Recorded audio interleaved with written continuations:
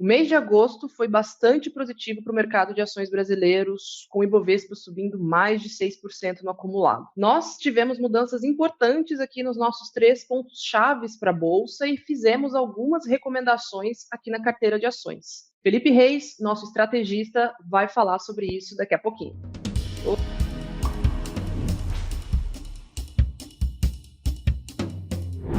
Felipe, a gente viu ali um Ibovespa bastante forte nesse mês de agosto.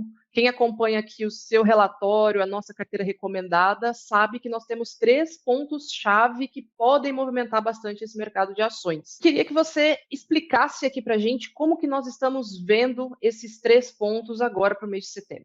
Olá, investidores. Olá, Carol, tudo bem? Sim, a gente soltou um novo relatório. Todo início de mês a gente solta um relatório novo da nossa carteira de ações recomendada aí para o mês. Agora é o mês de setembro. E sim, a gente está vindo aí de um mês de agosto muito forte. O Ibov aí subiu 6,5%, quase 6,5%, né? Nossa carteira também foi bem. Subiu 4,9% em agosto. Dos 3 pontos ali que a gente monitora, os 3 pontos macro que a gente vem contando essa história aí nos últimos relatórios, a gente teve, ao longo do mês de agosto, coisas positivas acontecendo nos 3. O principal deles, que eu sempre digo, é a sinalização forte aí do Fed, do Banco Central Americano, de que vai começar a cortar juros realmente agora em setembro. A gente tem vários dados aí que mostram o desaquecimento da economia americana, alguns até mais preocupantes do que outros. No início de agosto, alguns dados do setor de emprego, do mercado de trabalho americano, eram muito fracos e causaram até uma preocupação de que a economia americana poderia estar entrando numa recessão. Isso tem o condão de pressionar o Fed, o mercado está esperando o corte de juros, sim, agora para setembro. No dia que a gente está aqui gravando esse vídeo, alguns outros dados já saíram, com alguns dados mostrando na margem desaquecimento econômico nos Estados Unidos. Então, hoje, as expectativas são de total início de corte de juros agora em setembro. A maioria dos economistas ainda aposta numa queda inicial de 0,25 ponto. Lembro que os juros americanos estão altíssimos, entre 5,25% e 5,5%. A gente vai começar um processo de início de corte de juros com essa primeira reunião em setembro. Provavelmente em novembro teremos corte de juros, em dezembro também. Então, isso tem o condão de melhorar a perspectiva para mercados emergentes. Com todas as outras variáveis em comum, como eu disse, todas as variáveis estáveis, né, tudo o restante constante, como se costuma dizer, a gente tem aí um cenário de apetite a risco para mercados emergentes bastante mais positivo do que num cenário em que o Fed não cortaria juros. Não é por acaso que a nossa bolsa tem subido bastante. Quando a gente olha os fluxos, isso aparece claramente ali no nosso relatório. A nossa bolsa está sendo comprada por dinheiro gringo, tá? Está sendo um fluxo de dinheiro, está vindo aí de gringo, investidores estrangeiros na bolsa. Eu lembro que a gente teve retirada de dinheiro estrangeiro da bolsa de janeiro até junho, no acumulado foram quase 40 bilhões até aquele momento, e a gente, em julho, teve a revisão desse fluxo para 7,5 bi positivo, e em agosto a gente teve também um aumento grande desse valor para cerca de 10 bilhões de reais que entraram na Bolsa em agosto vindo de dinheiro estrangeiro. Tá? A nossa Bolsa teve um estirão muito grande ao longo de agosto, desde o dia 5 de agosto, ali passou da casa dos 125 mil pontos para, vamos buscar 137 mil pontos, basicamente, mas perdemos aí no começo de agosto alguns desse recorde de cotação. Um dos pontos que a gente tem aqui, que a gente monitora, o processo de início de corte de juros dos Estados Unidos, que vai levar a um processo de aumento de apetite a risco de investidor internacional, deve continuar. Então, o primeiro ponto é justamente esse processo de início de corte de juros lá nos Estados Unidos, né? Isso está bem visto, bem endereçado nesse sentido, e é o que foi traduzido ali no gráfico que a gente mostrou, até de fluxo estrangeiro voltando aqui para a nossa bolsa. E, Felipe, o segundo ponto acaba sendo aí a nossa decisão interna aqui, né? O Galípolo foi indicado como aí presidente do Banco Central, isso tirou um pouquinho aquela incerteza sobre esse assunto. Como que a gente tem visto isso? Pois nas últimas semanas de agosto, o Galípolo foi oficializado pelo Palácio do Planalto, pelo presidente Lula, como indicado para a presidência do Banco Central para substituir aí o Roberto Campos em janeiro de 2025. Isso, primeiro, tira o que a gente chama de cenários de cauda, né? Aqueles nomes exóticos com maior influência política do cenário, oficializa o Galípolo, ele vai ter que ser sabatinado pelo Senado ao longo aí de setembro, provavelmente, ou outubro, e ele vai, sem maiores problemas, passar pela burocracia de aprovação política, vai assumir ali em janeiro de 25. O Galípolo hoje já é diretor do Banco Central e seria uma sinalização de continuidade de política. Porém, dito isso, eu acho que o mercado vai precisar aí de um tempo para testar o Galípolo, porque a gente está num momento de política monetária no Brasil difícil, tá? Com expectativas de inflação desancoradas para 2025, bem acima da meta de 3%, quase próximos a 4% da meta de inflação, as expectativas de inflação de 4% para o ano que vem. A gente está com o PIB crescendo, o país está crescendo mais rápido do que se estimava, a gente teve aí PIB do segundo trimestre bem acima das expectativas, e a gente também tem um mercado de trabalho apertado. Tá? Então, existe aí uma receita, provavelmente o Banco Central vai aumentar juros, a curva de juros já pede aumento de juros já tem algum tempo, então a gente vai ver um cenário aí de aumento, provavelmente a partir de setembro, de um aumento de juros aí entre 0,25 e 0,50 por reunião, talvez 4 aumentos aí de 0,25 ou alguma coisa próxima disso, um pouco mais, para ter Selic para cima aí ao longo dos próximos meses, com efeito na economia ao longo de 2025. Então, a economia está crescendo mais rápido do que se esperava, está gerando uma expectativa de inflação e uma inflação corrente ainda acima da meta. Então, acho que a gente vai precisar ver aí o Banco Central agir. Como é que esse Banco Central, sob o comando do Galípolo, a partir de 2025 vai se comportar? Eu acho que o mercado ainda tem dúvidas de que vai ser um Banco Central totalmente técnico. Então, é um ponto... A indicação de Galípolo foi, por nós, como positivo dentro das possibilidades que estavam na mesa ali, e a questão do teste que o mercado vai ter que fazer nesse momento de aumento de juros vai ser importante para a continuidade aí da política monetária a partir de 2025. Tá? Existe uma desconfiança ainda de que talvez Galípolo será mais suscetível a apelos políticos do Palácio do Planalto, justamente no momento em que a ortodoxia econômica recomendaria aumentar juros no Brasil. E continuando aqui no cenário doméstico, a gente tem um terceiro ponto também aqui da tese, que acaba sendo a nossa agenda fiscal. A gente viu alguns avanços. Está sendo suficiente? Houve alguns avanços ao longo do mês de agosto, porém não está sendo suficiente, tá? Acho que dos 3 pontos, o cenário de corte de juros no FED vai começar ou não vai, em qual a magnitude? A questão do comportamento do Banco Central passa pela nomeação do novo presidente. O terceiro ponto, a política fiscal do Brasil, ainda é uma fonte de preocupação. A gente viu aí ao longo do comecinho de setembro, finalzinho de agosto, o novo projeto de lei orçamentária anual para 2025, com muitas críticas de receitas que talvez não vão, que são difíceis de obter, que dependem de outros fatores, e despesas também aparentemente subdimensionadas. Então, a questão fiscal longe de ser resolvida, mas parece que o governo está tentando aí ter, dentro do que é politicamente viável, algum tipo de entrega nesse sentido. Não parece um governo totalmente comprometido com o fiscal, não espero que esse terceiro ponto seja super resolvido no curto prazo, a ponto de não deixar o mercado com preocupações em relação a isso. Quero mencionar aqui, a gente tem uma política fiscal expansionista ainda, vai continuar tendo, vai ser mais expansionista do que se esperava no início do ano, mais expansionista do que esse governo, quando chegou ao poder, contratou, né, que o governo prometeu, na verdade. Então, a gente tem uma política fiscal que está colocando o pé no acelerador da economia.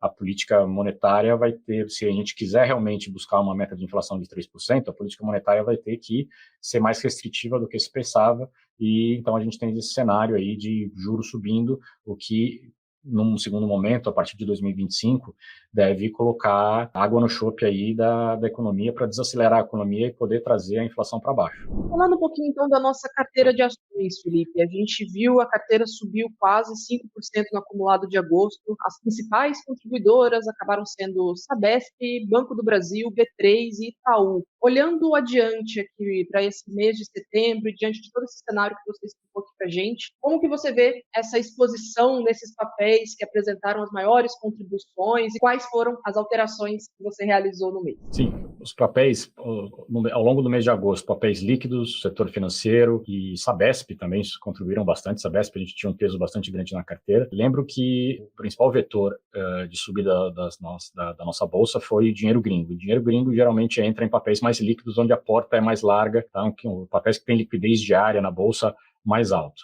Esses papéis são papéis de primeira linha, são papéis bastante líquidos. Olhando para setembro, a gente sim está fazendo algumas alterações importantes. Primeira coisa que a gente queria dizer, a gente está reduzindo muito o Sabesp, tá? De 13% da carteira para 5% da carteira. Foi um papel que nos deu muitas alegrias ao longo dos últimos meses, principalmente nos últimos 2 meses, em função da concretização do seu processo de privatização bem sucedido, que foi ali finalzinho de julho. Tá? Em agosto ainda a gente teve bastante desempenho positivo de Sabesp.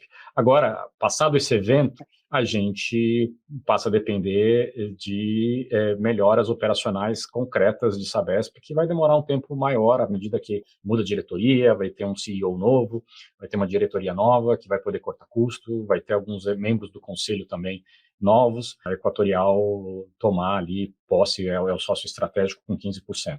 Tá? Então, a história ganha uma outra dinâmica em termos de entrega de resultado. Continuamos gostando, eu acho que é um bom papel para se ter na carteira, mas não mais no peso que tinha anteriormente. Então, de novo, estamos reduzindo de 13% para 5%.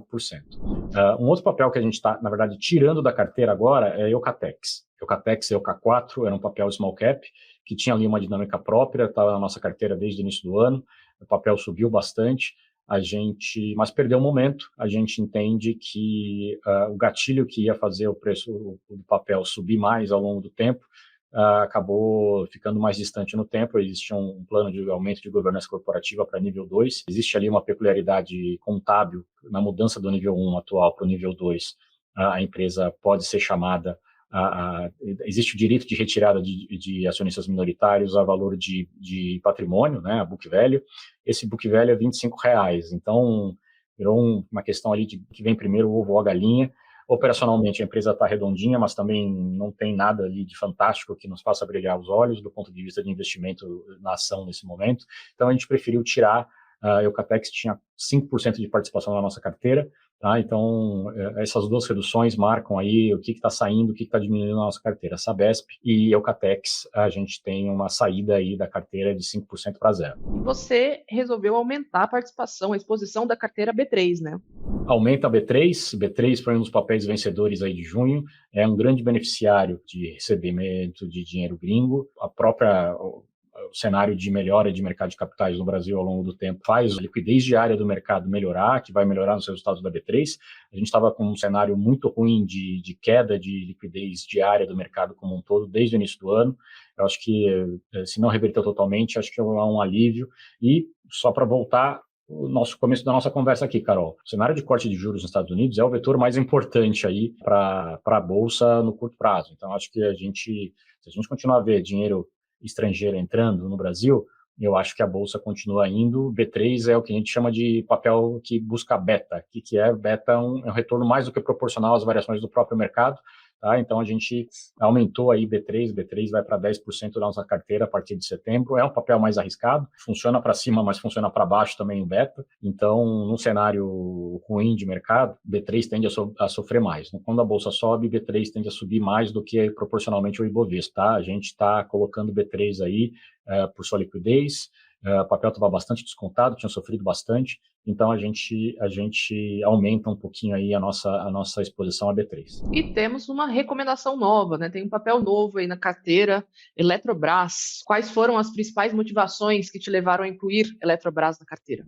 A gente está colocando Eletrobras pela primeira vez na nossa carteira. Nunca houve Eletrobras na nossa carteira, é uma participação aí de 10%. Eletrobras, desde que foi privatizada lá em meados de 2022, o papel, a ação não desempenhou bem. O papel ficou praticamente parado, apesar das melhorias operacionais. Contra a Bolsa, então, no relativo, não andou quase nada. E a gente veio de uma queda de preço de energia no Brasil muito grande, e agora essa energia começou a subir, o preço da energia começou a subir, tá, por outras questões técnicas.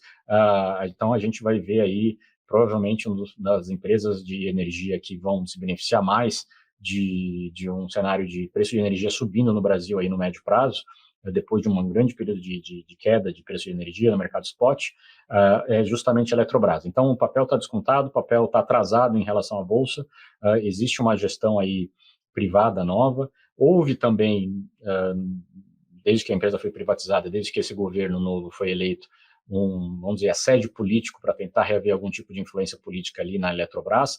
Isso acho que já é passado, a empresa, o governo acho que meio que desistiu já de tentar ter algum tipo de influência na Eletrobras privatizada.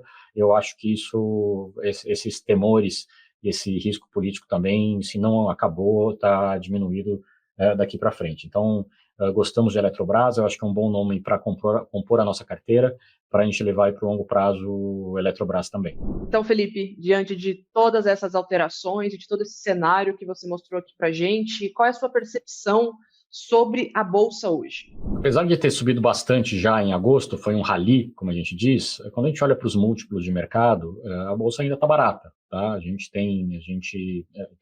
mantém o nosso preço-alvo de Ibovespa em 149 mil pontos para 2024. Estamos esperando aí um pouquinho para lançar o nosso preço-alvo de 2025. Tá? Existem muitos acontecimentos aí ao longo do mês de setembro que vão ser interessantes, mas o principal vetor para a nossa Bolsa vai ser, sim, vai continuar sendo, aliás, o apetite de investidor gringo para mercados emergentes. A Bolsa brasileira estava muito descontada, o real foi uma moeda que depreciou bastante ao longo de 2024, então quando a gente olha para os múltiplos em dólar, para o desempenho relativo da Bolsa brasileira ao longo de 2024, foi bastante ruim, então é um mercado líquido, é um mercado relativamente grande, então eu acho que é uma oportunidade para o investidor gringo ainda. Lembro também, quando a gente para de falar um pouco do macro, passa a falar um pouco do micro, né, dos lucros das empresas, a gente passou por uma safra de resultados no segundo trimestre bastante boa, com a maioria das empresas promovendo lucros interessantes, resultados operacionais interessantes. Quando a gente olha para o terceiro trimestre, sazonalmente tende a ser o mais forte, de maneira geral, no mercado brasileiro. Então, eu acho que a gente vai ter também uma sessão de resultados, uma temporada de resultados no terceiro trimestre, que a gente vai ver só mais para adiante, positiva. Então, inclusive essa leitura de PIB mais alto que a gente teve no segundo trimestre, e todo mundo revisando o PIB para cima para 2024 no Brasil, mais próximo de crescimento de 3%, eu acho que mais um impulso aí para as perspectivas de lucros das empresas no curto prazo. O consenso de mercado ainda olha para 2025 com aumento de lucros ainda para 2025. Então, de maneira geral, as empresas estão bem, empresas estão crescendo, estão pouco alavancadas, estão gerando lucros maiores do que no período passado. Então, quando a gente passa a ter fluxo um pouco positivo, a gente tem uma visão mais positiva para a Bolsa, sim. Quero ainda chamar a atenção para uma coisa, a gente continua tendo ainda, do ponto de vista de fluxo interno, os institucionais locais, os fundos de ações tendo saque, tá? Os fundos multimercados também tendo saque. Então, do ponto de vista de quantos por cento dos fundos locais detêm bolsa, estão expostos à bolsa, eu acho que ainda é bastante baixo. Tá? Então, esse mercado aí está atrasado em voltar para a bolsa, claro que depende de outros fatores, uma leitura mais positiva do macro, tá? Mas eu acho que existe, depois do fluxo gringo, eu acho que a gente pode ter talvez na virada do ano, algum tipo de espera, né? Algum tipo de melhora de posicionamento técnico local, que seria um fluxo adicional para a nossa bolsa. Evidentemente que tudo isso pode mudar, porque o cenário de juros nos Estados Unidos, o cenário aqui também de juros pode mudar, pode ter alguma coisa interessante aí nesse sentido.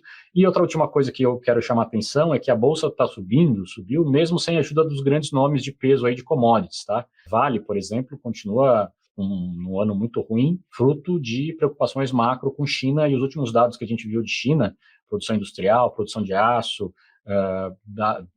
setores que consomem minério de ferro, ruins e preocupantes. Então, acho que o setor de commodities metálicas, principalmente, continua ainda desfavorável, não é surpresa que os papéis tenham tido dificuldade aí no curto prazo. A gente, apesar do peso importante no Ibovespa, a gente faz algum tempo que a gente não tem exposição na nossa carteira de ações ao setor de commodities metálicas, principalmente Vale e minério de ferro, tá? Continuamos bastante preocupados com o estado de saúde aí da economia chinesa, principalmente no que tange aí a construção civil e produção de aço, tá?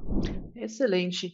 E o relatório completo, então, está disponível já no site. Você pode fazer o cadastro gratuito. No link da descrição aqui desse vídeo, você vai ter acesso a todo o nosso conteúdo, a estratégia de ações, fundos imobiliários, renda fixa e também análise técnica. Convido vocês a acessarem nosso site e agradeço ao Felipe. Muito obrigada.